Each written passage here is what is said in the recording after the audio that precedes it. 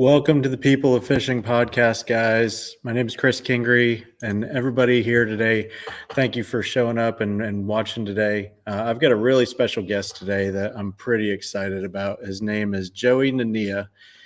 Is the most recent Open winner on Lake Eufaula, high school, or actually junior Bassmaster world champion, as well as a classic attendee in 2022. I'm really excited to have him on. I fished with him on the Opens for a long time now, and he's one of the nicest guys you'd ever meet, and one of the really, really true stewards of the sport. And I'm really excited to have him on. Let's go ahead and bring him in here. Joey, how's it going? I'm doing good, Chris. How are you? Man, thanks for coming on. I really appreciate it. Congratulations again on the great victory. You know, well earned. You're one of I've said it before, I'll say it again. You're one of the hardest working guys in the industry, from any of your partnerships to all the way to, you've been here a long time. It has been kind of a long run at it, and I always wanted to have a career in the fishing industry, and so I've just been fortunate to have that happen and have that unfold, and been through ups and downs and over and arounds like everyone else goes through. And it's nice when you see success on the water side of things, because you can make a living in the fishing industry and not catch them every time in tournaments, or not catch them really a lot of the time in tournaments. And I went a long time without it all clicking and all coming together in the tournaments, and things have really started clicking now, it seems like. Right. That clicking is definitely, something that you have to get used to, not expecting. It doesn't always click, and it's one of those things I found that you've got your good years, your bad years, your good tournaments, your bad tournaments, and if you dwell on any of that, it's just it's a hindrance to your growth in the sport, I think. Yeah, I agree completely. Every tournament that I've done bad in the past, it was just a great learning opportunity. And that sounds cliche. It's like, oh, I didn't do good, but I self-justify it by saying that I learned something.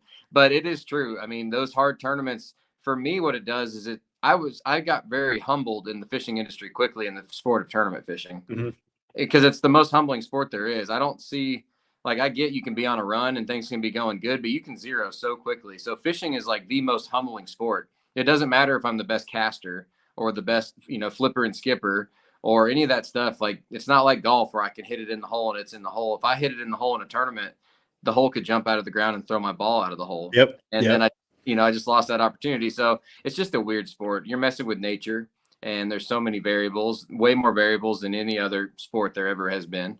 And it's kind of ridiculous that we've made fishing a sport, but it is. That's what we do. And so we love it.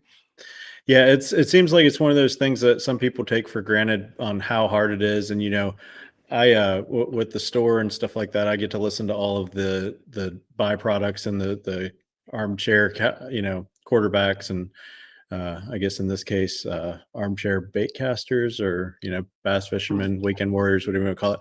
Yeah. But the one thing that I've noticed with a lot of people that follow the sport is they are very critical on successes and failures. And I don't know that I'd call anything a failure until you quit, but it's for me, I think they're all lessons. If you can't learn something from every tournament you're in, you might as well stop fishing, because you either know it all or you know nothing. And every trip on the way back, I know I've got my couple guys I talk to after every tournament, whether we do good, bad, or indifferent, because we've got all that drive time on the way home to make it past the time. And if you're in silence, you kind of sit there in silence and just think about all the good, the bad, and the indifferent of what you could have done better, where you went wrong, where all those things. And the nice thing is to have a group of friends that all are in the same exact situation, because I can come home and I can talk to customers, I can talk to my wife, I can talk to my mom, I can talk to whoever else, but unless you're on the water in that same tournament, you really won't understand exactly what goes through our head before, during, and after, I think. Yep, I agree. You got buddies out there, and I've got a good group of friends too, and bounce some information off each other. But a lot of it, like you said, is just reflecting on where we went wrong and what we did right, and it helps you grow in the sport for sure. And everyone's trying to make a living doing the same thing at this level, pretty much. And so that's we all want to see each other succeed. I want to see my closest buddies catch them, and I want to see them have the success that I've had. And it's mutual. I want to see you catch them and Miles catch them, and Zeke Gossett and Wesley Gore, I want to see those guys catching them. And they do. But, it's fun when they succeed. But the hardship that happens when you struggle. and we've all been there. We've all been there too. The good thing about having that group, though, of people that you talk to on a regular basis is like when you're like the first couple hours after the tournament, a lot of times it just seems like I don't know where I went wrong until you get to the next morning and you start thinking about it and you're like, well, I guess I could have done this better, I could have done that better. And then in that group of friends, usually one or two people have figured it out enough to be competitive Yeah. on the bad days. And then, on the decent days where you really could have been, closer to that top 10 situation, you might have a friend that was there that can really key you into that one thing you missed, because it might not be something that's even on paper in an article or anything like that. It could be something as simple as a trailer that they used or type of water they were fishing or time of the day or whatever it was that you'll timing. Bassmaster article. Yeah, absolutely. And I think a lot of people just, with live scope and things like that being a big play, and we'll get into that here in a little bit, because I know that's a big part of the way you fish. And you're one of the best at it, if I will, on that. But it's, and if people don't know that, they will soon. But no, it's like one of those things that everybody, you used to be able to catch them doing your thing. And right now you'd have to be so versatile because 100 other people could be doing your thing. Mm-hmm. And it's not even that they're better than you. It's just such a big saturation of information that's out there and able people. And like you were saying earlier, when it comes down to all the variables that come to play, I don't think there's not one person probably in the whole tournament that you can count out day one of being a top 10 contender. Yeah. We've Opens, got incredible field wild. I mean, it's a very stacked field, and it's hard to do good in the opens. And that's why it's kind of blown my mind in the last couple of years, or really like, I guess 3 or 4 years, where I've had a lot of checks and a lot of top 10s and stuff. And I feel grateful for every one of those bites. And I know why that happened and why God put me on that platform, but things just seem to be clicking. And I do remember a long time ago, Mark Menendez, who's obviously a long time great fisherman. He told me when I was really young, I was probably 20, 21, and now I'm 32. So this was a long time ago, fishing PAA events back in the day. But Mark told me that someday it's all just going to make sense. Like, it's going to seem easy to some extent. He said, you're going to go practice on a lake.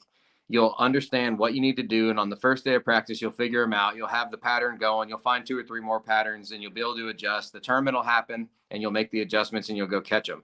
And he told me that. He said it was going to become easy someday, at some point. And now that doesn't mean every time, but that means consistently, on average, you're going to be able to go to a lake, and I can do that now, which is amazing. I can go there and it's just fun, but I can go figure out a pattern on the first day and start catching fish and start dialing things in. And I now know how to practice smarter and not harder. And that's one thing that I've learned over the years. And it does seem easier than it used to, where it was like, man, how do I even begin on this big giant lake to break this thing down? It seems a little more simple in my mind now, just because of the 12 years of experience in the opens. Yeah. And I was going to say, you're like one of the veterans, even though, how old are you now? 32. So at 32 years, I'm 34, almost 35. My birthday's next month. I think you could be considered a veteran in this sport for how many years in that you've really put work towards it. And I was trying to find the clip before today, but there was a clip on an old Bassmaster back when they aired it on TV of you singing the national anthem. Oh, really? It said something about singing the national anthem. It said you were doing it. I was like, oh my God, that's back. Funny. It was on one of those Lynn Dollar uploads. He's got all the old Bassmaster and FLW stuff up. But I was trying to find it for this, and I could not find where I saw it, because we play them in the shop all the time, all the old Bassmaster stuff, just for customers to hang out. I remember a Bobby Lane video when I sang the national anthem in Florida when I was 20 something, and it was one of Bobby Lane's like social media videos, and it said, it was like, oh, one of the fishermen singing, and then Bobby said, dang, he's actually pretty good. I think they need to bring that back now. You've earned your dues enough, and maybe at the Classic. Since you're going to be going again this year. Now I don't want to muddy the waters, and I get up and do the prayer invocation every tournament, and I want to do that, and then let them play their rock solid national anthem that they play, and then I'll go get in my boat and go fishing. So that's kind of where I want to leave it there. Yeah, after the last one, Andy got me on a picture. I don't know if you saw it on social media, but during your invocation for the start of the tournament, as you always do, everybody takes their hat off, the whole deal. Yeah. Well, Andy got this great picture of me and my wonderful tan lines from my hat. I've got like a peace sign on the back of my Yeah. head With that made the like, gallery. Yep. Yep. that's Yep. That made the gallery. And I saw Andy the next morning. I'm like, you really got me good, Andy. He's like, what yep. do you mean? I said the tan lines on the front of Bassmaster yesterday. He's like, oh, I had to. Yeah. So, Andy's great. He catches yeah. everything. Yeah. Oh yeah. He's wild. Andy Crawford is the man. Yep. But I think leading up to this point, you've worked a lot harder than most would ever think, and I think to the younger crowd out there that's coming into the sport, I think you're one of those people that people should really take a look at when they're thinking about saying the words that they want to be a professional bass fisherman as a career Mm-hmm. at the young ages that they are now. I mean, it's getting younger and younger. Kids, I've got a 13-year-old, and he's never wanted to pursue that side of things. He likes to fish. He likes to do a lot of different things. Yep. But you know, to have somebody at that age now say at that age that they want to be a professional fisherman is almost like crazy, because back then, back 10, 20 years ago, you would have been laughed at and whatever. Now it's a Yeah. legitimate thing that people really Oh, take serious. And I think people like you and Miles and other people that did it through college and mhm. those ages, that have seen some success out of it, I think you're an inspiration to a lot of people that way. Yeah, I mean, it has been a long process, but it happened kind of naturally, honestly. Like, I grew up on a lake in Washington State, and I always loved to fish. And my dad took me fishing when I was 2 weeks old. It just so happens that all my uncles love to fish, all my cousins love to fish. My grandparents on both sides, like my grandpa on both sides, and my great grandpa, even on my mom's side, he loved to fish. Like, I have fishing genetics in my blood. Like, there's something about it when it's like some people like to fish and some people don't, and there's some way that the brain is wired that that person just loves to fish. And so I grew up with that. Like, my whole family loves to fish, and growing up on a lake, I had lots of opportunities to do that, but it was frozen for half a year. But like fishing, opening day of fishing season was better than Christmas for me growing up. Like, that's what I Right. look forward to more than anything. And so it made it so there was like a natural progression of loving fishing, and that's all I ever wanted to do my whole childhood growing up. And that led to when I was 12 wanting to get into the junior bassmaster thing, because I saw it on TV when they were showing Bradley Roy win the junior bassmasters. Yep. And my dad said, okay, I'll look into it. I said, Dad, I want to do that. I think I can do that. And I've always had a knack for fishing. I've always been, as talented at it as you can be at that age. And that's when he started the youth chapter in Washington State through the Inland Empire Bass Club. And things just started rolling with, state tournaments and somehow winning those, and then going to the junior bassmasters and winning that. And it's just crazy, a crazy train of events that, is hard. It's crazy. You lose one fish and your whole life could be different in that course. So I'm Right. very blessed, and there was a great reason that all that happened. Right. Yeah, I think the guidance that needs to be set out there is you have to have that fire the whole time. You can't be half in, half out. You can't be looking at it as a payday. You can't Mm-hmm. be looking at it as, oh, I'm meant to do this, so it'll just happen. I mean, there's so Yep. much hard work that goes into it. Not even just on the fishing side, like catching the fish is not the only thing that makes it happen. You still got to find a way to pay for it. Yeah, I've made a living in a lot of different ways in the fishing industry. From really from working at Bass Pro Shops was the first way while I was Mhm. fishing the opens, and while I was working with sponsors already. But I was like 19 to 21, and I got married really young to my wife Jessica, and then within 11 months we had a baby, Zeke, my 10-year-old Yep. now.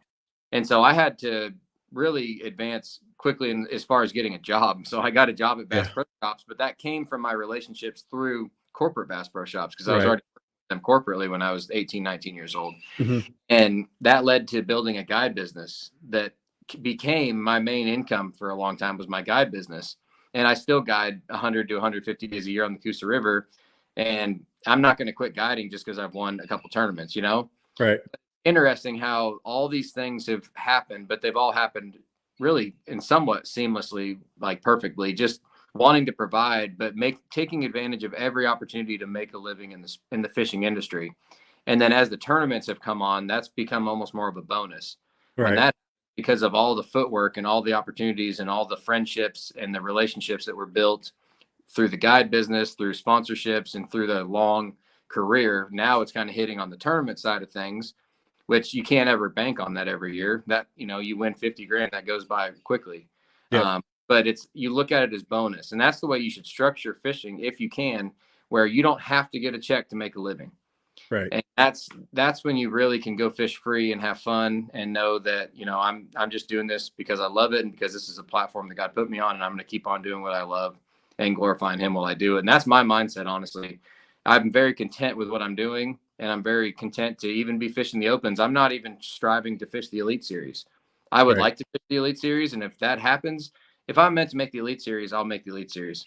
If not, it's okay. I make a living fishing the opens and guiding and doing everything I do, and we love that platform. It's fun. I've been doing it for a long time, and I love it. So Right. I don't know. It's really incredible how it's all worked out.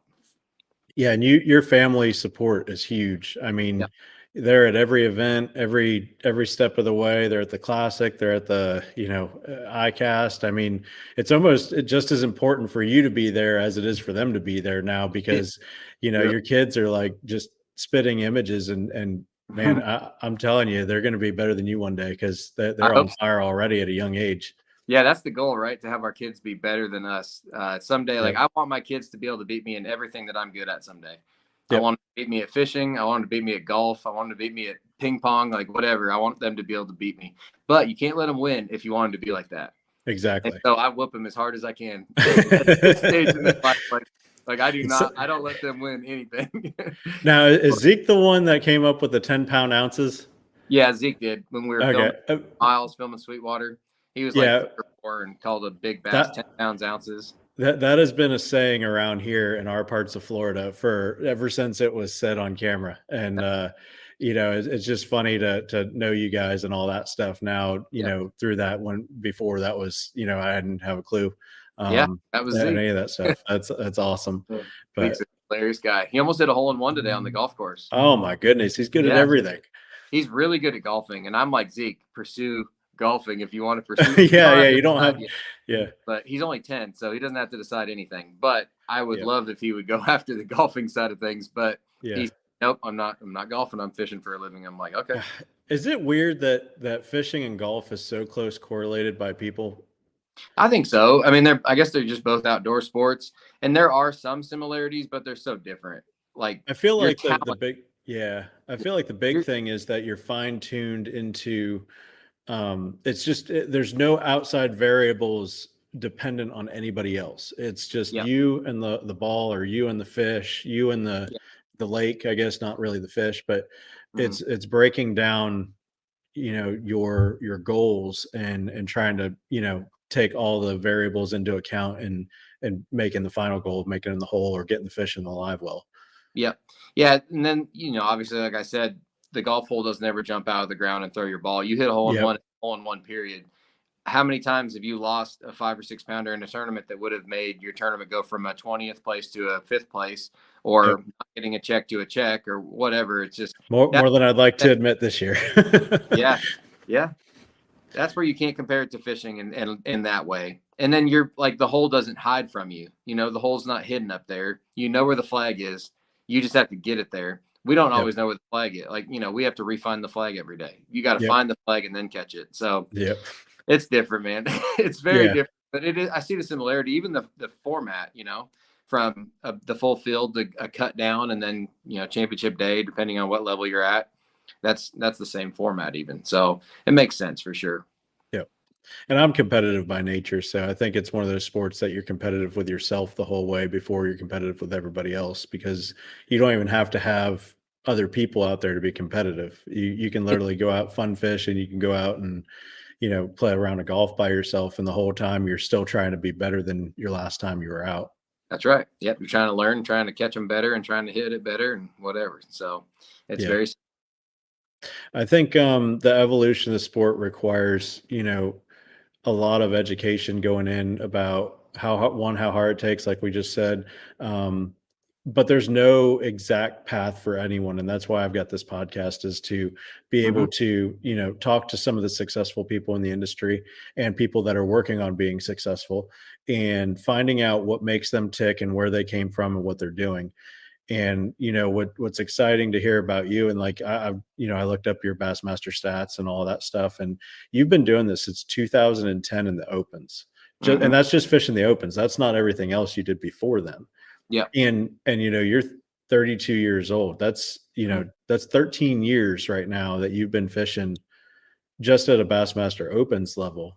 And I would say this last couple of years has been pretty good. But what really triggered what caught my eye, the first thing I looked at on the stats, was your first tournament you top 10'd in an open in That's great. Texas. I was leading it after day one, tied for the lead with Clark Ream, who's fishing the opens now. Right, which is a local in Texas.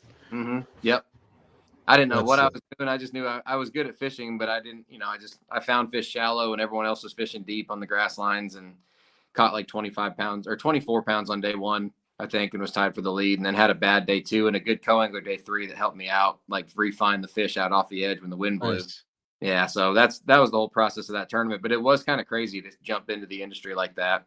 And then to have followed up with some 100 and 150. There's the humbling part. Yeah, it's like, oh man, you're on top of the world till the next tournament. Yep, you got a lot to learn still. Yep. And that's the universe kicking you back. It's making it making you realize you're just not ready for it. At that point, I think. Yeah, and there was also a time where I went for like, I think 2 years in a row without getting a tournament, or without getting a check in a tournament, but I never finished worse than like 80th. And so I was literally from 40th to 80th for 2 years straight in the opens. And that was probably the hardest stretch for me. Was just like, man, maybe I'm just like, I was so close and I was very consistent, but it's like, why am I not cracking into the top 40?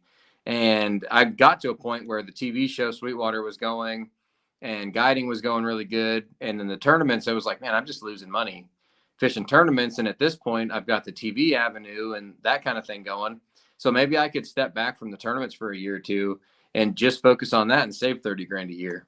And so that honestly crossed my mind. And I'm sure I talked to Miles about it, and he kind of, I think he steered me away from that too. And I was like, oh, you got to keep doing the tournaments. And there was a lot of things that, obviously that didn't happen. That's not the way it unfolded, but there's a big difference in being a really good tournament fisherman and just a really good fisherman. There's so many great fishermen that don't make great tournament fishermen. And it's just about knowing the lakes helps. Having traveled all over the country, fishing all these lakes helped. But I've fished, like this year, I think 6 of the 9 tournaments I've never been to that are on the schedule. The lakes, I've never been to them. So it's not all about time on the water. It's about how you practice smart, how you break down the lake, figuring out a game plan. I only need to catch 10 fish to make a cut, or 10 fish to get paid. Right. And thinking about it like that, not trying to learn 6 different arms of the lake and, or 6 different big creeks, just trying to keep it small and fish smart and then make it fit what I'm good at. And then live scopes help me understand fish better. I used to have to imagine what they were doing, and now I know what they do. Right. That's been a huge difference, but it's been fun to go through that hard period, that trying period, and then to come through that, and then to have a lot of success, still mixed in with some 100 and whatever. So I double zeroed in a tournament last year. So again, the humbling factor, man, it lifts you. But that's okay. And I'll be honest, that made me feel really good because I didn't have a great tournament that tournament. And I said, man, if it can happen to Joey, it can happen to anybody. I don't feel so bad what I did today. But because, and that's not a diss on you in any way. It's the fact that you're a very good angler and I know what you're capable of. And if you had a bad tournament, it means it was tough. I felt like I was fishing good too, man. I'm like picking stuff apart and like I'm fishing the tide. I know when the tide's gonna pull. Like I know what's going on. Like I'm gonna really find that stretch that's got them. And then I never got a bite all day for 2 days in a row. It's like, man, was that the James River? No, that James River, I just ran down to the Chickahominy and made bad decisions. Ran back too soon in big giant waves and then scrambled. That was a timing deal, mess up. Yep. And the one that I did really bad in was at Chesapeake Bay. Oh yeah. That was tough. I got lucky on that deal and stuck to my gut on it, and You did just good. I was actually not far from a check on that. I felt really good when I pulled in the first day, and I didn't have a limit, but I only had 3 fish the first day, and I Mhm. pulled in, and Brian Schmidt pulls up next to me, or no, you know what? I had a limit. I did have a limit the first day. The second day I had 3 fish, but Brian Schmidt pulls up next to me when we pull in, and because we were fishing near each other, and he's like, "Did you catch them?" I said, I got 5, nothing crazy. And I pulled him out of my live while he's watching. He's like, "Dude, you got some good ones. What are you talking about?" I was like, I, "They're not that great." It was like 12 pounds or something, like 11, 12 pounds. And Definitely. it was what you needed that day Yeah. to, really be close. And then he's like, "Yeah." And he pulls up and he had like, I think I beat him by 6 ounces that day. I'm like, "Oh, he's a sandbagger." But Mhm. They did. yeah, dude, there's so many nice people in the sport though that Mhm. even if you're not having a good day, they still want to encourage you. They'll find out whether you're having a good day or a bad day, and know how to, tread around you because they've been there. Yeah. And I think that's so uplifting to have guys like that to, I wouldn't say mentor, but encourage you throughout the experience. Yep. We fit And good sport with good people, and for the yeah, most, that's an awesome part of it for sure. yeah. And you can, even people you watched on TV for years that have been doing this for 20, 30 years that Mhm. you would think would be just at the top of the world and too high to talk to. And, they see you in weigh-in line and ask you how you did and everything else, just like you're their best friend from 10 years ago. And Yep. and they know, and the funny thing is they know more about you than you even know about them. Mhm. And it's just crazy how well they're welcoming people to the sport. Because I remember, like in our area here, the older fishing guides, they never really encouraged people coming into the fishing industry Yeah. as a guide, because it was like It was less a money threat. on the table for them. It was a It was threat. a threat. But what they're now learning too is if they didn't bring a couple of these people under their wings, Mhm. they're going to come in the wrong way and do it wrong. And Yeah. if they didn't take somebody under their wing and mentor them and really help them into the industry correctly, I think that's where they missed the boat on trying to shun them right off the bat, was because now they're going willy-nilly at everything and taking business here and there and not providing a good experience and really don't know Yep. the ethics and things like that.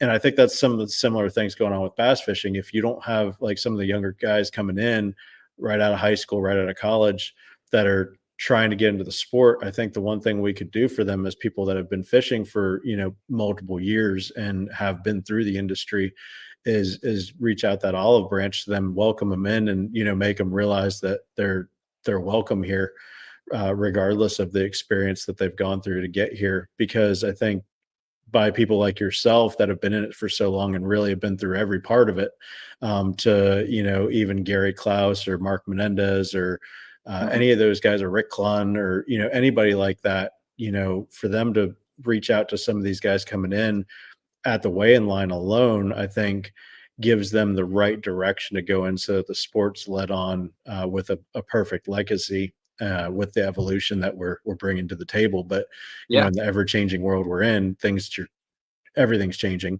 But I think those guys that are willing to take the change and move with it, they're the ones that are going to be the ones that need to be taking people under their wings. I know Mark does that a bunch with people. Yeah. He's one of the nicest guys I've ever met. Yeah, he's a great guy, and that kind of makes me think about the topic of like sharing information and teaching Yep. and not being afraid to share. And I did realize a long time ago there was more money for me to be made in the fishing industry sharing information and teaching than there was hiding information and trying to just keep it to myself to win tournaments. Yep. And that before I was successful and had ever won a professional tournament. I was already open to sharing and teaching. And you do think about it, it's like, okay, I'm guiding this high school kid, or I'm guiding 100 high school kids in a year. And they are going to be, I mean, they're going to be good at graphing and they're going to learn this stuff quicker than if I took a 60-year-old guy normally. And no offense to any of my older guide clients that I love so much, but yeah, I got such great people I take fishing. But it's just the fact that the young guys, they pick up the graphing quicker. And that's just, it's crazy. But, you got, I really still believe that even at this point, Like I shared a lot about how I won that tournament. I don't know if that's going to adversely affect me, how I've caught 75% of my fish this year by them Right. knowing that. But honestly, it's not going to take fish out of my live well necessarily until it, like, I really do believe that in a lot of cases, it's unless they're fishing right on top of your stuff, which maybe the first glimpse of that I saw was at Bugs Island. There was a lot of the same thing, running the same pattern that 2 years ago, nobody would have been running that pattern Yep. except for like 5 guys, and we would have all top 10'd it. Was that the stump pattern? Yeah. Yeah. The Yeah. bedding fish on stumps. Yeah. That wouldn't have been seen by the majority of the field, even last year. No, people would have caught him on a Carolina rig and never known why. Yeah. And then now we're just thumping him in the face on the Yep. Like, golly. Yeah, I almost felt bad in that tournament, but it's just, but as far as catching the fish, because I would see them and I'm like, I know what you're doing, and I'm about to put you in my box and take you. So, I was about to come like, this is not nice, because then a baby striper would run in there. It's like, poor baby. But that was a weird one. But I do still believe that we should keep sharing and keep teaching and keep encouraging and keep doing it, teaching people to do it in the right way, like you said. And that's going to bring, you don't want bunch of your enemies out there fishing against you or coming up in the sport. You want a bunch of people that are respectful and that people you know and love, and that's what we have. And that's why we need to keep teaching them the right way and doing it in the right way and not being mean to them or whatever, no bullying, no kicking people out or shunning them. We just got to keep sharing and loving them. Yeah, and I mean, don't get me wrong; they have to be open to the criticism and the things that, like, I know some people that come off a little harsh, but are the nicest people that you've ever met. But it's meant with love and not, it sometimes comes off as daggers, but it's really just an abrupt way to be blunt about something. Rick yelled telling the tournament director about the fog once when I was like 22. I'd already known Rick since I was a junior, and we were friends. And he got really mad. Like it wasn't even yelling. It was like stern. It was like, don't you ever tell the tournament director that there's fog rolling down the lake. He'll cancel the whole day. And I was like, oh man, I didn't think about it. Sorry, man. He just asked me. But I've always remembered that. And Rick has been so nice to me since. But that was kind of funny. Like you said, you got those kind of criticisms and those kind of lessons learned. So yeah. And they've been there and they've done that. And they know what the answers and the frustrations are already before it happens. That's right. So I think one of the most exciting things is, knowing you and watching you all these times and then seeing you at the Classic last year. That was awesome to watch. Or 2 years ago, that was Hartwell, right? Yep. So, that was exciting for me because you were, one of the first people I've seen, a couple other people in the past, but one of the first that I knew at a different level that made it there. And it was exciting because it's like, it reminds me of when I used to go watch my friend's circle track race. And the whole time you're sitting there, Miles and I are sitting there at the different booths watching and whatever, and we're all freaking out, and everybody else that knows you's freaking out. And every time you catch a fish, it's like everything you really want to see somebody do well. And it's just cool because when things are going right and going wrong, you're right in the boat with them the whole time, even though you're not there. But, watching somebody on live like that, you're like freaking out for them the whole time. Mm-hmm. I agree. I think that's one of those things that, it changes when you're that invested in the industry, from a product side, from a manufacturer side, from a angler side. I don't think anybody in that room doesn't have those same emotions for their guy that's on the screen. Yeah. I'd at many Bassmaster Classic weigh-ins, like I'll get emotional at about like when Jordan Lee won the Classic back-to-back. Yeah. I was crying. Like I literally was emotional. Something about when that trophy gets raised, everything just like I don't know that it's that you wish you were there or that you just want that feeling. But it's something the energy overtakes the room where you're just like, man, I'm really, really happy for that one person, no matter who it is, because they achieved a dream. I saw it when I think it was Daisuke. He won the Open right before me. I'm pretty sure at Douglas, and pretty sure that was Daisuke. And I won the 2021 one at Pickwick.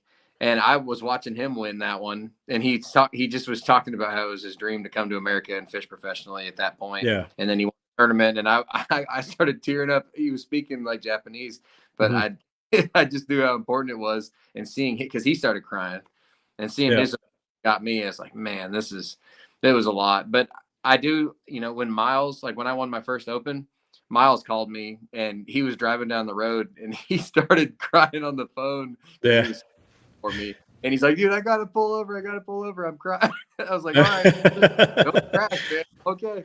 And he was just so happy for me, though. Like, genuine, he just knew how, you know, all the years. And I want to see that same thing happen for him and for a lot of my buddies. But it was cool, the support and the love. And like you said, being able to live through your buddy's success. So Yep.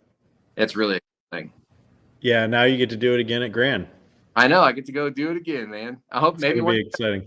got 4 more shots. You go win one, and next thing you know, I know. That's what I keep saying. I wasn't going to go to Grand this year just because of the travel and all the stuff that goes with it. And I was just like, but I've been joking all year long that I'm going to win at the St. Lawrence because I wanted to be like, if I got to choose which one I won, that was the one because it's like the least obvious one that I could possibly win to make a headline. So, Florida guy in New York, I just thought would be kind of cool. That might work. You never know. Hey, you never know. You never know it. Bites, man. That's nothing. Yeah, just a bunch of 5-pound smallmouth to get 15 5s and you're there. Exactly. Yep. There's thousands of them in there. But I don't know. I'm excited to go to a place finally where it shouldn't be a struggle to catch fish. And, you know, I've had a few places where it's like they had my number all year. But, you know, Toledo was one of those places where I really thought I could do something. I had every chance of making a top 10 at Toledo, and I just dropped it all. So we got Harvey Horn on here saying he can't wait to get there. And then he said that second place doesn't suck. That's right. So, but I told him he could win all the rest of them this year. He's been traveling with me this year where we would travel together. And so I told him he could win all the rest of them. I just wanted to win that one. So he's going to have to take second at that one. Yeah. No, I think that one of the cool things, and that's just, you know, like Harvey, same thing. It's great people to travel with, great people to do all that. So what made you fish your first Open? What was the process leading up to that? I know that you were a 2-time junior Bassmaster World Champion, and obviously, you know, that kind of sparks the competition to say, I really want to do this for, you know, a career at that point, I guess. But what was the process of you know, from finding the money to get into it to the drive to make that entry into the Open? Yeah, I guess it was just kind of a natural progression again. But I had sponsor relationships already, but they weren't paying sponsors. But I had a lot, like a foot in the door with a lot of different people. And I really felt like at that point, college was not my thing. And I had a wonderful childhood and a great raising and great parents. But I was very, very, you know, into a lot of things you shouldn't be into. By the time I was 18, 19 years old, I was risking a lot of my stuff by making bad decisions. And my dad knew that, and he was worried about it. And so there was a lot of things that happened in my life at that 18, 19-year-old age range. And that's really young to realize that stuff. And then we still struggle into adulthood. It's not like it just goes away. But I actually ended up meeting a guy that's an evangelist from Pell City at the Bassmaster Classic and actually getting saved and putting my faith in Jesus not long after that tournament, after that classic in 2009. And then that led me to making the decision to move down to the South. And amongst all of that, college was not really an option. For me, it just wasn't something I wanted to do. I was done with school after I somehow got through high school, got my 2.97 GPA, which I'm not saying that kids shouldn't try in school and do good in school, but I graduated high school and I just knew college was not the thing for me. Now, if I had fishing teams that were as big as they are now, that probably would have been the next step in the process. But for me, the next step in the process was going to the Bassmaster Opens. And I probably should have jumped in it as a co-angler, but my dad helped me out a lot. He pretty much looked at it as, okay, I can invest this much money into your college career, or you can keep helping you into the fishing career. Yep. And of course, things happened really quickly. I was blessed with a wife really soon, and then my children coming really quick and all that stuff. So now I'm a 32-year-old with 3 kids, with a 10-year-old, a 7-year-old, and a 7-month-old. So it just was the natural progression for my life. And I'm not saying it was the right or wrong way to tackle the sport, but I think it's important to take advantage of every step. I skipped the college step. I think nowadays it's kind of silly to leave the college step too early. In a lot of cases, it's like I look at Tucker Smith and what he's doing. He did really good in the high school angling and won a bunch of world championships or national championships, and then went into college. And he's not jumping into fishing every single open and just neglecting that college platform, because he can do Right. really well and build his career and get his experience getting paid to go fit, not having entry fees and stuff like that. And now when he does jump into the opens, that's the kind of kid that's going to make it quick, like to the next level. He's a really, and I know whatever happened earlier in the year, I'm not getting involved in that, but he really is an amazing fisherman, and he fishes 40 big tournaments a year through college, Right. something that we can't do. Yep. So it's smart for a kid coming up to take advantage of every single level of the sport. Yep. Yeah, I think it's one of those deals where right now that, and you said that you had you guys have 3 kids throughout that whole thing. Yeah. I hear all the time from guys that, say it must be nice to do what we're doing. Must be nice to be able to go fishing. Must be nice. And then I say, well, why aren't you doing it? Mm-hmm. And they're like, well, I've got a family. Yeah. And so, that story, like you're saying, you fished since 2010. Yeah. You said you're 32. That puts you at what, 18, 19 years old when you first started. Yeah. So as soon as you were legal to be in a tournament, run your boat yourself. Yeah, pretty much. And that's, my family and I are one. Like, we're a family unit. My wife and I are one, and we're a team together. And that's, she's a stay-at-home mom and a stay-at-home wife. And and she homeschools the kids. And that's why we're able to travel together all over the place. And I know that gets harder as the kids get older and get into their own sports and own activities. So that's something we're going to have to cross that bridge when we get there. But it's been amazing to have my family be able to travel with me and to spend that quality time with my wife and my kids, and to have them there at both opens I've won. Not having to fly them in, but have them there. And I understand that not everyone can do that. I don't ever say that braggingly or oh, you should do that. That's just the way my wife and I have always been. She's like such a, just loves to take care of her family and to be with me, and we love being together. And so we're just a team, and I'm the spiritual head of the household, and she's an amazing wife and just an amazing mother, and we just make a good team together. So. And I think that's the same for me, my wife and my son. We don't get to do the travel thing. She works, she's an insurance agent, and, she has the luxury of working at home. So if she wanted to travel, she could come because it's all remote, but it's, it's just one of those things that he's in school here and things like that. So, but their support is utmost important to me. If it wasn't for them saying, go do this, go whatever it is, as long as the bills are paid, you're good to go. We don't really care what it takes if that's what you want to do. And I don't stop them from their dreams, and they don't stop me from mine. And we really have a good system of how that works. And without that, it wouldn't be possible at all. Yeah, you got to have support. And you see anglers' careers really struggle when they're going through a lot.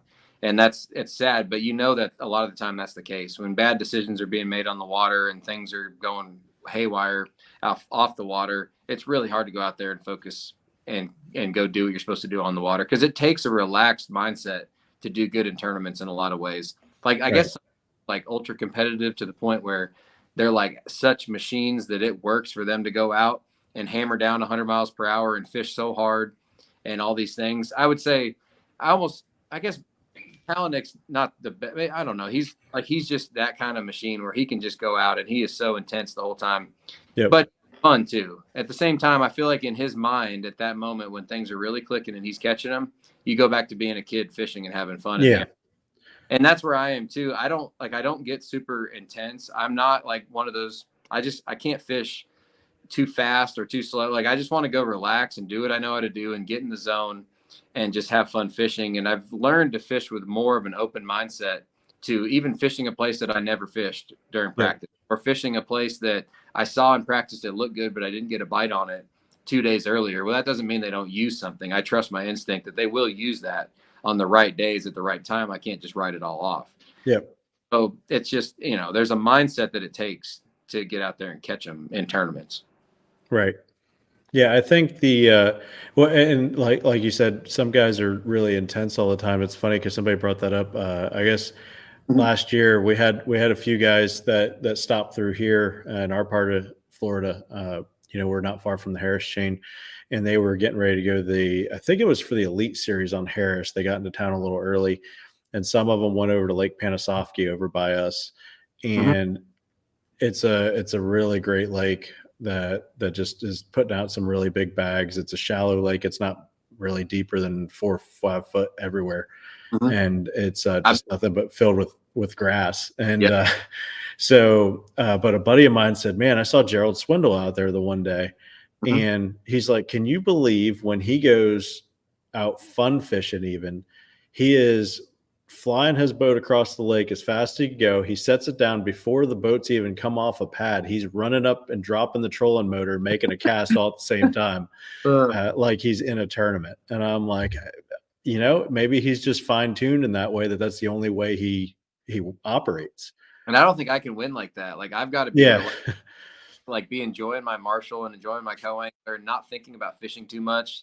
Like I do think about fishing, but both tournaments I won were so like unexpected as far as my intensity level or even thinking like I'm gonna go win this tournament. It was strictly like I felt like I was on vacation at Pickwick when I won the whole time.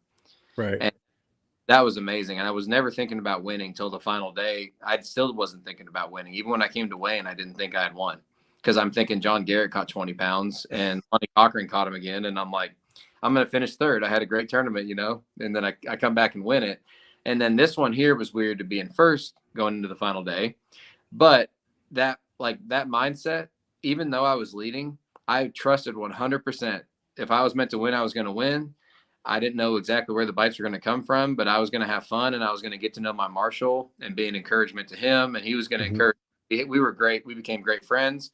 And it's just that was my mindset. And then next thing you know, things started clicking. And I'm sitting at the ramp, or I run back to the ramp with 30 minutes left and catch two big ones while I'm praying and talking to my Marshall about, hey, if I'm meant to win, I guess I'm going to have to do it here. I doubt it's going to happen right here. But if it's meant to happen, it's going to happen. And then I catch two, 3.5 back to back. And I'm Right. like, I just called up almost 4 pounds. Here we go. So, so clicking now. So it's crazy the way that we are all wired different. But I'm a relaxed guy. I'm very laid back and very, just have fun and enjoy what I love to do, which is I love to fish. I'm looking at a lake right now here in northern Wisconsin, and I was fishing an hour ago. So I think that's the big difference too with some of the guys that don't realize like what it really takes on here is that you've got it to where like the people that have been successful. Like I look at somebody that's up and coming that we sponsor through the store, Tyler Williams. He just got fourth in that tournament yeah, on Eufaula, and I traveled with Tyler last year, and he's 21 years old, and he came into the Opens his first year and fished just the Northerns and got, I think, 10th place in AOI points yeah, his first year. going. And he was on cloud nine, big head, the whole deal. And then it was so funny because at Toho the next year, he decided to do all nine, Yeah. and I was doing all nine, and he walked up to me. He's like, "I think I follow you on TikTok." And I Mhm. said, "Oh, that's cool. That's never happened to me before." And the next thing you know, we're talking, and he's traveling with me all year because he's like, we just became pretty good friends that tournament and whatnot. He's only And he's only 21. Yeah, yeah. Man, I he don't feel just like turned 21. I feel like when I'm around him, we're the same age or something, and I Yeah, yeah, feel he's that. he's pretty mature for his age. He has And I'm his pretty moments, sure but McKinney are the same age at heart too. yeah. So yeah, I'm just a kid at heart. I'm not really 32 at heart.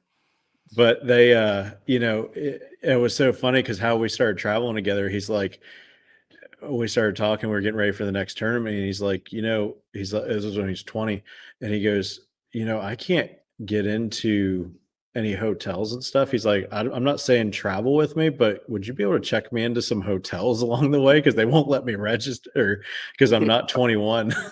Yeah, gonna book. And and so I was like, dude, you can travel with me. I could use somebody to share the expenses with at that point because I didn't really have too many people doing all nine that year.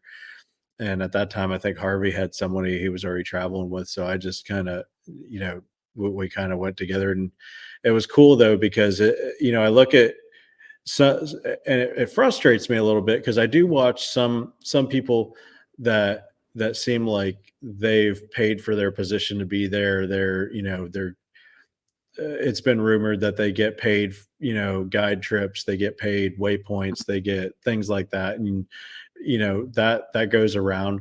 And I watch somebody like him that I would say is doing it as right as he possibly could from my angle, Yeah, of being around him so much that he's made it to where he can stay on the road all year because he lives in Maine. So half the schedule, it's easily a 17 to 20 hour drive for him to get home almost every time.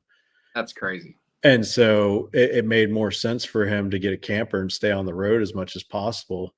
And, like before we went to Eufaula, he went to the Ozarks for 2 weeks and wanted to fish that place till he figured it out. And, he jumped in a night tournament there and won his first night tournament there, just jumping in. So, but any day that he's not fishing an open, he's still thinking about fishing, or he's on the water fishing, trying to better himself and figure new things out, and not going because he knows he's going to catch them on that lake, but he's going to try to challenge himself every day. And I think we need a lot more of that.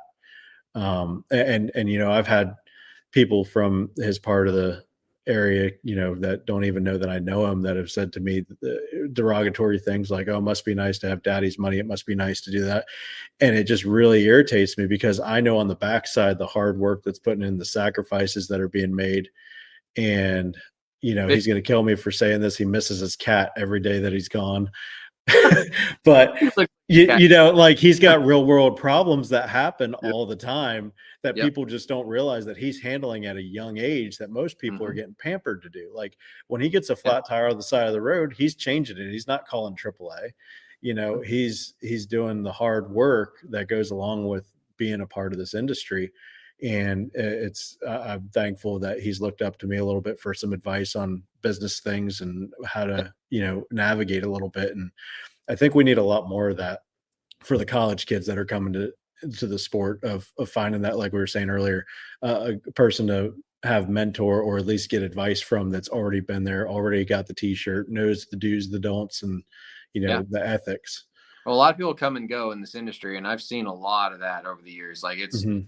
a lot of kids I fished with in junior stuff, and a lot of people that like through the earlier years of the opens that I fished, and it's just amazing how few of them have been through and stuck it out and have made it to Yeah. some making a living in the fishing industry, and that's it's crazy. And there are a lot of guys that have, and that's really I love to see it, but we're going to see there's like this the industry didn't used to be oversaturated in a way like it is now with the college and the high school fishing and so many people trying to make it.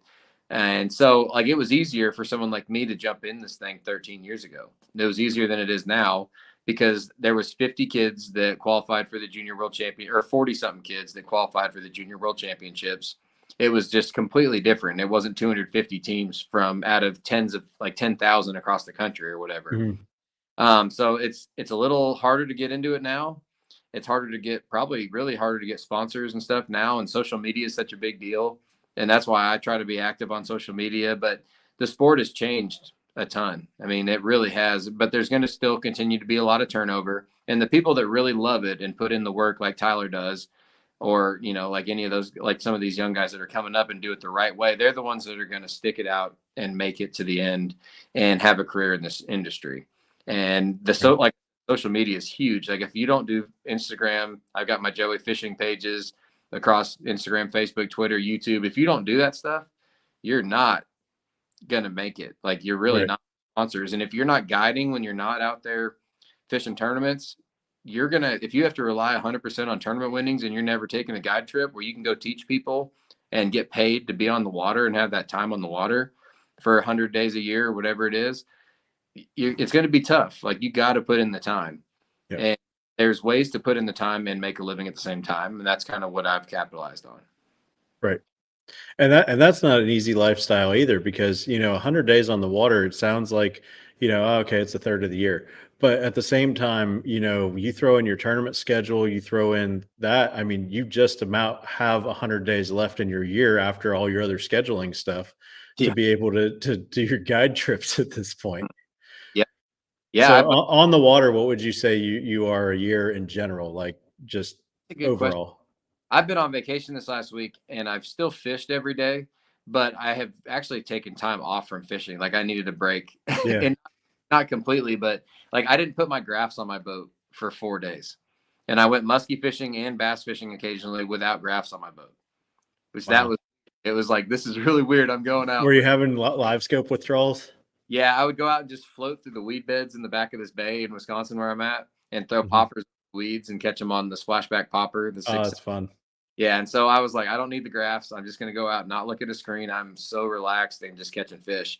But I think I'll probably do 125 to 150 guide trips this year, plus 100 day, 90 days with the opens or whatever it might be. I think it'll be something like that. So you're looking at about 200 right there, and probably 250 to 300, something like that, where Right. I'm fishing. And then I don't really, I still fish on Sundays some, but I don't guide on Sundays. Like that was a big thing in my life to stop working on Sunday, just to Right. spend it with my family and stuff like that. So it's a lot. I fish a lot. But I enjoy it, and I look at everyday fishing. Like there was a time when guiding was work to me more than it is now. Like where tournaments, like I wasn't super excited to get up and go. And that changed when my mindset changed from I get to go out and be on the water with somebody for a day that I can encourage, that I can invest in, that I can teach, that I can even, talk mentor spiritually. There's so many opportunities every single day that I wake up. I just think to myself, like, who is this guy I'm about to go meet at the boat ramp? And how can I be a positive influence on his life this morning? And that's how I think when I wake up now. And that's an amazing, amazing blessing. And I think of that when I go to the tournaments. Like I know the tournament's a big deal and like financially and all these things in my career. But when I get there in the morning and I go up and stand up and give that invocation, that moment in the preparation leading up to that, the prayer and invocation is more important to me and has more weight in eternity than my success in a tournament does.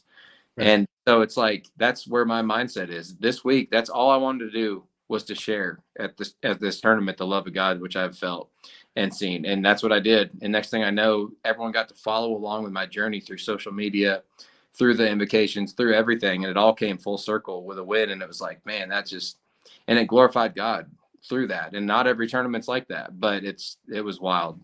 Right. That whole thing was weird, but it's all about your mindset going into these and the hard work, but also doing it with the right mindset is really important. Yep. I think you have the most positive outlook on having a co-angler out of anybody in the field, because I know everybody that I talk to that gets a co-angler, like, oh, I got a co-angler. And do you think that there is a hindrance on a boater by having a co-angler versus not having one day? I've had co-anglers occasionally catch more weight than me. My co-angler at Wheeler on the second day whooped me pretty good, but he only had 5 or 6 bites. I mean, maybe he had 6 bites behind me, and I probably caught 20 fish or 15 or 20 or whatever. And he caught 3 bigger ones than me.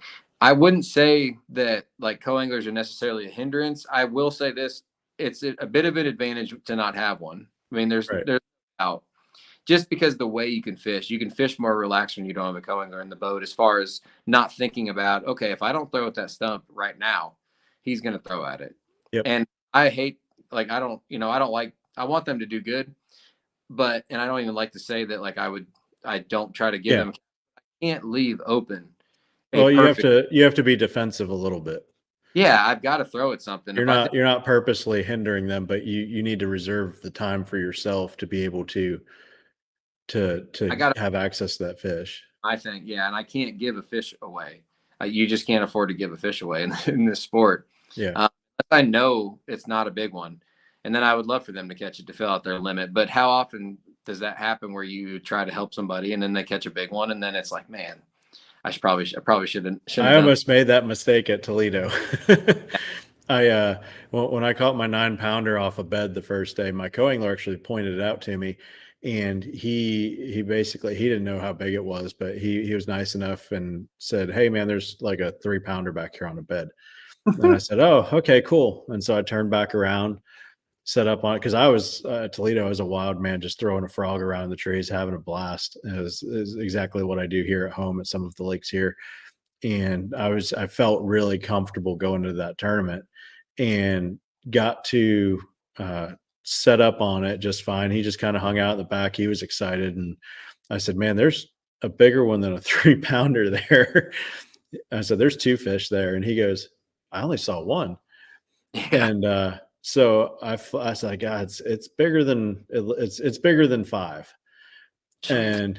And so I flipped in on it a couple times, and about 10, 15 flips into it, I was using a Z-Man scented paddler, Mhm. and I like that for my bed fishing bait because you can pitch it behind them and then kind of drag it through. And if they get interested, I'll pitch it behind and not let it hit the bottom and just kind of reel it. And how sloppy that tail gets, it just kind of whacks them in the face on the way through. And usually, if you can hit them in the face once with it, they'll eventually eat it the next throw. And this fish was just like so stuck to the bed, it didn't want to do anything. Well, it turned out the fish was blind in one eye and couldn't see the bait Mm. coming at it. Yeah. And so I flip in and swung it by it. It swirled on it and missed. Flipped in again, and I don't know why, but I picked up the wrong rod at that point and threw it on because I was so excited. And I never fish an EWG. I know Miles will kill me for saying that, but that's a big argument we have on a regular basis. But Yeah. you know, for me, I'm just more comfortable fishing a straight shank when I'm bed fishing, and just because I feel like it just penetrates a lot better and less goes wrong for me. And so I had an EWG on, and sure enough, I skin hooked that fish, and it came up, and the mouth came out of the water and it spit the hook, and I was like devastated because I saw how big it was, and I sat down for a second. I was just like, that was way bigger. And so my co-angler said, well, go ahead and get back in there. And I said, oh my God, it went back to the bed. And it stuck right the way it was. I'm like, I may have a shot again at fish. So I sat down. I said, I'm going to take my time. And I retied and put a, trocar flipping hook on, and that another scented paddler, a fresh one. So it was nice and smelly, and threw it on there. And, he's like, you know what? I'm going to go take a pee. Because if I'm peeing on the back of your boat, you're probably going to catch that fish. And Yeah. so sure enough, my third flip in, I caught it, and that's where my video kind of ended up on it, that I posted. And you just hear him zipping up his rain suit in the background and going, see, I told you. Yeah, no, I was in the fact to land that was my first like giant that I ever landed in an open. Yeah. And to get it on camera and the whole deal, I was so pumped at that. But there was another fish that went on that bed, and it wouldn't eat. So I left, and I had a limit at that point. I think I had probably 14 pounds, 13, 14 pounds at that point, maybe somewhere in there. And I thought, I was like, you know what? I'm safe. I've got a good enough bag going into day 2. I feel really good. We got back, and that fish pulled back on the bed. It was the buck. Mhm. And it looked like a 2-pounder to me at that point. I wasn't processing the fact that the last one looked like a 5-pounder to me and ended up being a 9. So, I was so thankful that he pointed it out. I was like, you know what? You need one more fish.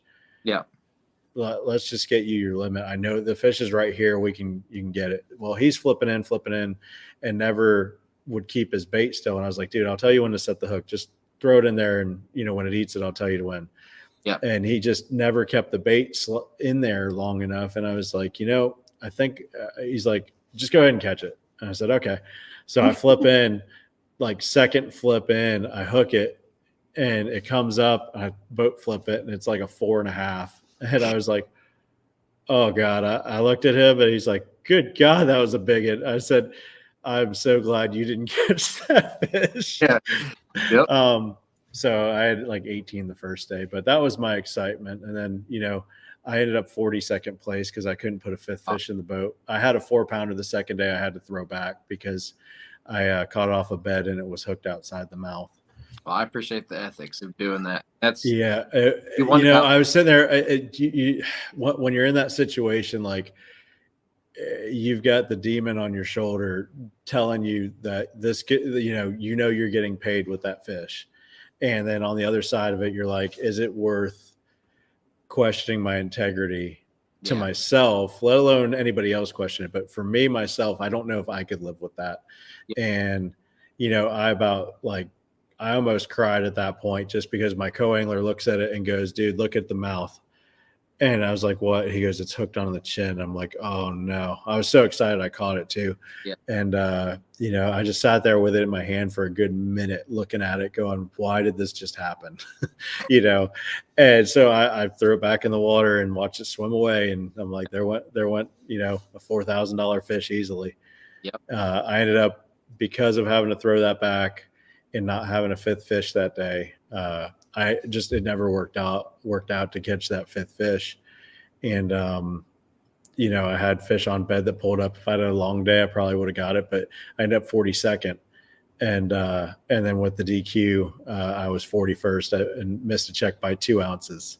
God, you're close. And what's crazy is there was actually a second protest that actually they passed a polygraph that tournament. I would have got a check if they would have failed that polygraph, but to be inches this year multiple times, it really stings a little, but you're no stranger to that.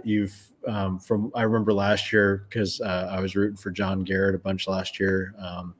We're pretty good friends, and the to watch both of you side by side miss it by ounces, the fact that you guys are coming back this year and really putting an exclamation point on last year's performance.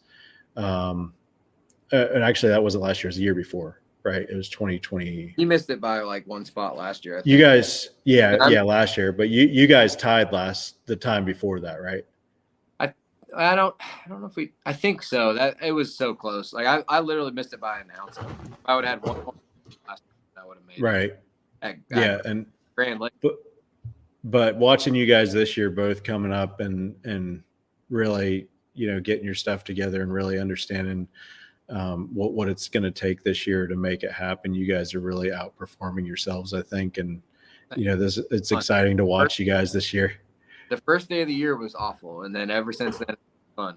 So that tournament, I just, you say the pressure's not going to get to you, and then it does. And didn't practice smart for that tournament. I tried to run all up and down and over and around on a lake I wasn't familiar with. I'd only been there for a half day in my life, and you make bad decisions. But for the most part, it has been a very, very fortunate season. Everything's just been fun, and everything's gone as good as possible. And John's having, like the most amazing season I've ever seen. Yeah. I've been really good friends with John. We've been fishing against each other for a long time, but we became good friends at the Pickwick tournament that I won. And I just have a lot of respect for him, and he respects me, and we just get along really good. So It's amazing to see him catching them. I actually said something to my YouTube video. He sent me a text about it. He said, I don't really catch over 20. Like, this is the first time I've had over 20 in an open in a long time. I said, these kind of days just don't happen that often unless you're John Garrett. That's true. I went up to him at Eufaula, this last Eufaula tournament, the first day of the tournament. And I said, John, how are you? How was your practice? He said, man, this thing was awful. I said, you're going to have to stop posting 6-pounders on your Instagram the night before the tournament for people to believe that you had an awful practice. Yeah. and then this year, especially, he goes out and does well at this one too. And I'm like, you are so hard on yourself. That's what he does. And I believe him at times. He's not on a ton, but he's really good at and making it work. And he's just a good fisherman. That's why he's on the little Strike King poster at Walmart. That's why he's on there. Little banner with him on sending a picture. I said, John, you're in the Hayward, Wisconsin Walmart. And he was like, he asked where that was. It's pretty cool. So I think that's when you've made it. Yeah. If you're in Walmart in Wisconsin, that's pretty. So speaking of pressure, what is the first day of the tournament?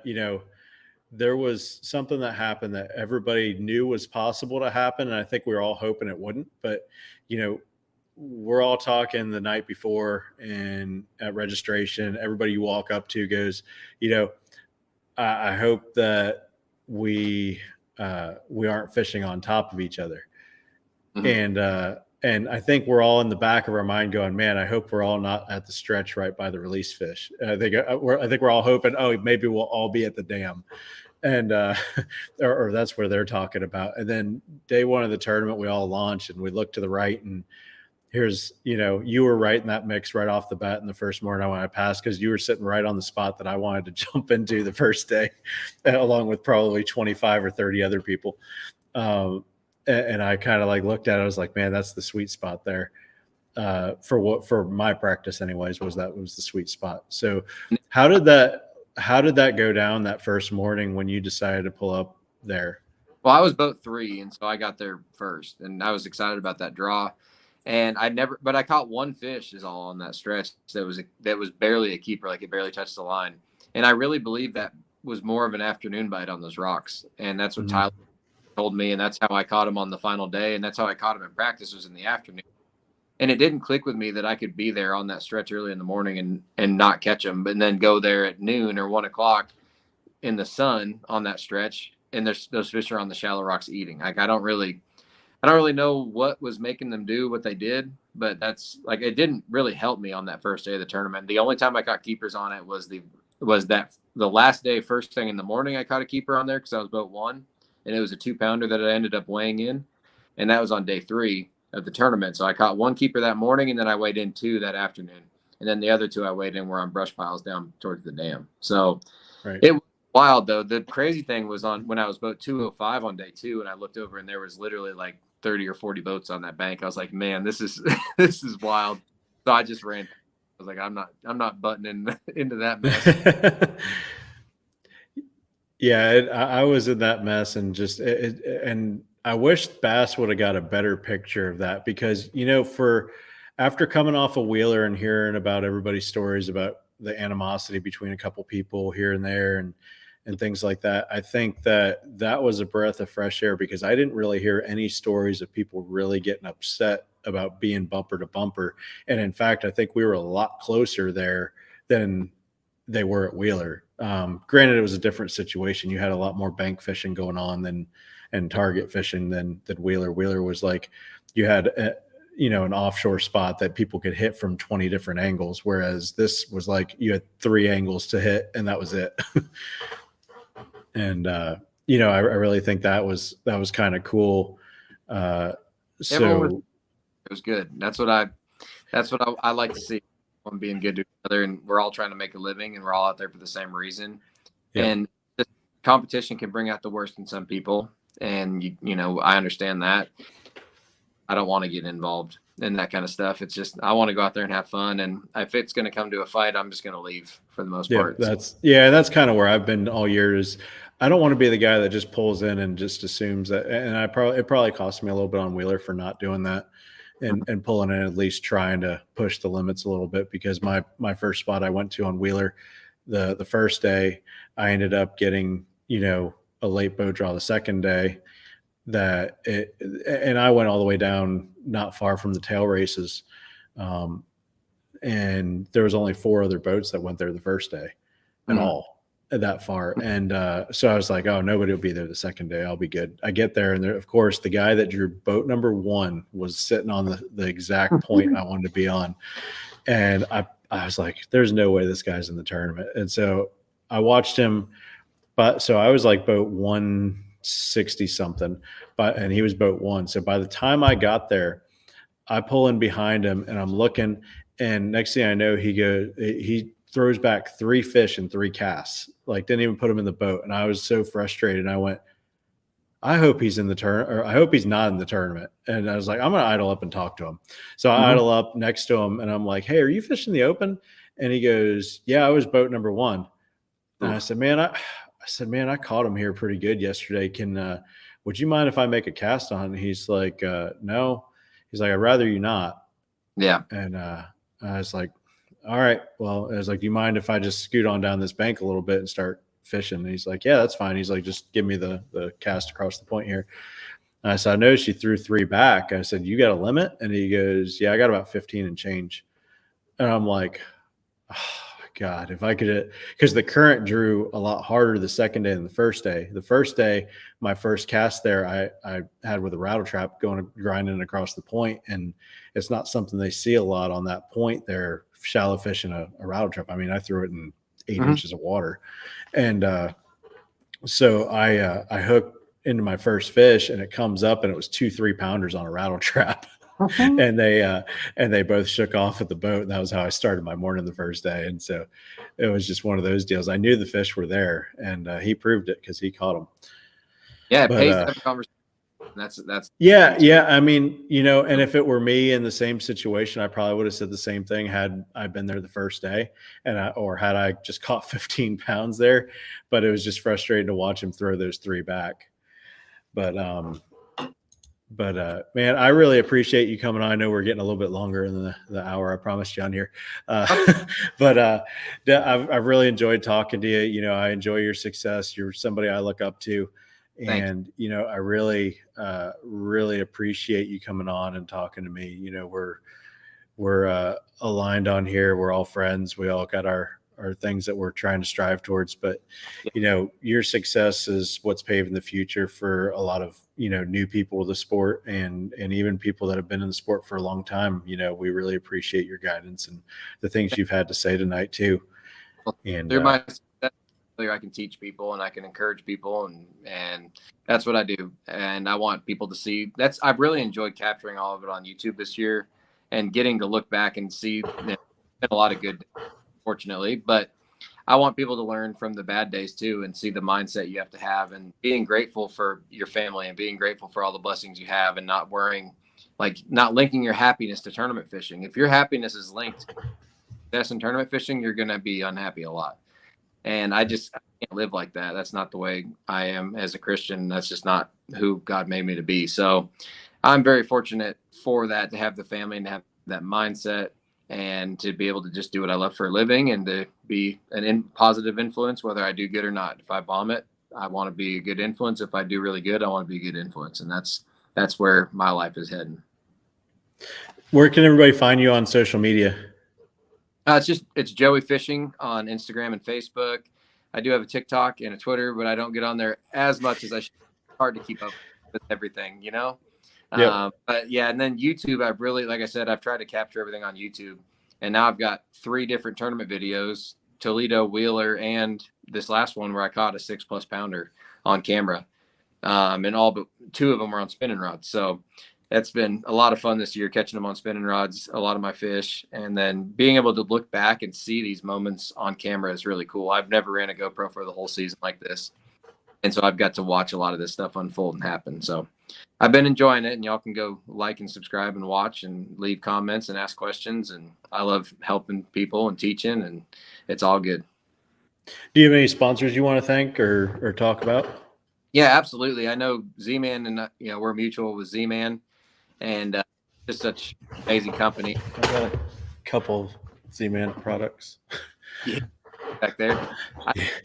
Cabin, but my cabin up at the hill has got a bunch. This is our friend's cabin, but yeah, Z-Man has just been an amazing support system for me and just such a great company. And then to hear from people like how excited they were with like group text going on as I was going and winning that tournament.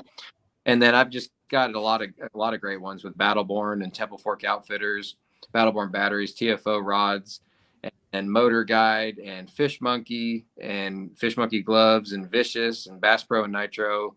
It's just, I've got a lot of really great people that work with me. 6 Sense and Waterland Sunglasses. And these are long-term relationships that have not just overnight happened. And it's been slow and steady, and getting your foot in the door and then doing things the right way. And it's cool to have partners that have been long-term like that. Most of my sponsors I've been with for a long time. So it's pretty neat to have those kind of relationships. And you have to have that to make a living comfortably in the sport, and you want to help them and they help you.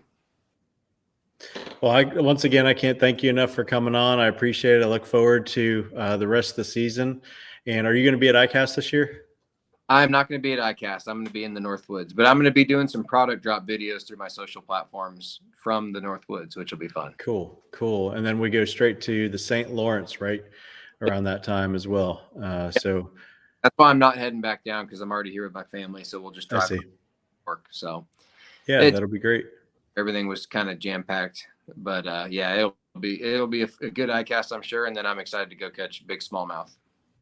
Yep, I am too. I'm looking forward to it. It's going to be a great time. And, it's always fun up there, even, if you're in 100th place with 16 to 17 pounds. I'll be second behind you and be happy. That'd be good. There it is. There it is. I'm not doing it. It's 25 a day this time. That's what we're shooting for. I'll catch So, 24. and if I don't win with 25 a day, then I'll be happy to, shake that person's hand. Go get him, man. I'll see you there. But we appreciate you having on. And once again, everybody check out Joey. I'm going to go ahead and, play this clip real quick just so we can watch it here. And this is your weigh-in at Eufaula, just to kind of to close with that. Let me over the lead. If it's anything lighter, Trey McKinney's punching his ticket to the Bassmaster Classic. If it's that or heavier, Nania is headed to the Classic looking for 14-14.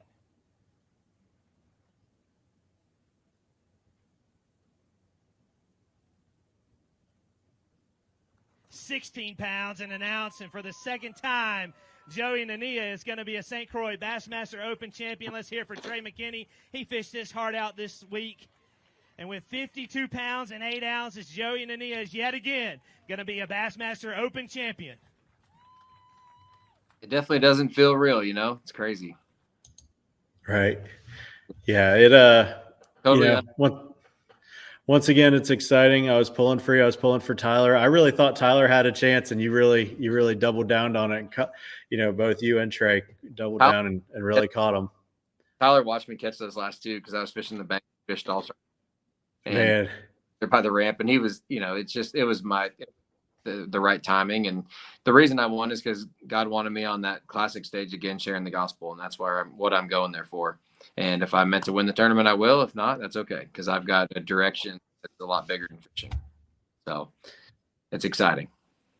But once again, I appreciate everything, and we look forward to seeing you at the next event, and a lot of people will see you at the Classic again this year. All right, see you later, buddy. All right, thanks a lot. Thanks again, guys, for viewing the People Fishing Podcast. We're doing this every Monday night at 8 o'clock Eastern, 7 o'clock Central. And I want to thank some of my partners this year that are really making everything possible for me. Discover Crystal River here, Citrus County Tourism. They've really helped out so much this year. Citrus County is a great place to live, great place to visit. I've been born and raised here, and it was one of the only places I've ever known. And, I really love to live here, have a family here. So please come visit us, come check out our manatee tours, our great fishing. We have so many things that our county offers, and it's a small town, a tight town. And, we're very welcoming to anybody who visits. Popka Marine, Skeeter boats, that without them, I wouldn't be able to fish this year as clean and as reliable as I thought.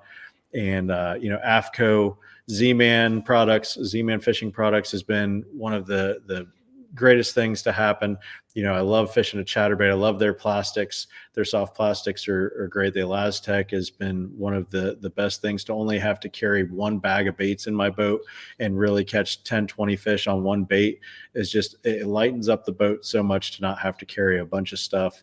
And you really don't have to spend as much money on all the tackle you need, because you really just need that one bag of baits. And then, we have 44 Tackle. I love 44 Tackle. It's my store. We've got some great guys working for us, and without them, I wouldn't be able to do what I do. And so come by, see the guys at 44 Tackle that really make that place run. We offer our online store and free shipping over $35. And, you can actually call our guys at the store and they'll walk around the store with you and pick your order right on the phone and have it shipped out immediately. So the guy that you're talking to on the phone is the guy that's actually packing your order. So please give us a call and get that personalized service from a real fisherman, because you're not going to find that anywhere else. I promise you. And then always Empowers Construction, great people. They build a great house here in Citrus County, Florida. Be sure to check all those guys out. And really, I want to thank everybody for following along and tuning in tonight. And thank you again. Just give us a follow here, Chris Kingery Fishing, on all my platforms. Make sure to subscribe on YouTube to get all my latest videos, as well as Instagram, Chris Kingery Fishing. I just can't thank you guys enough for following along, and we will talk to you later.